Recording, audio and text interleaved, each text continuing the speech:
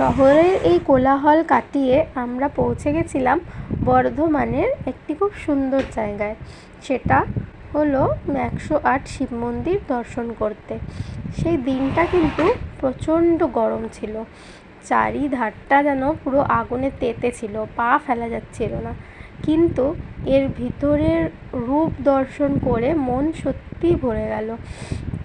এত সুন্দর প্রকৃতি, যেন ভেতরটায় এত শান্ত নিরিবিলি জায়গা, আর মাঝে মাঝে পাখির ডাক আর ঘন্টার ধ্বনি, দারুণ লাগছিল।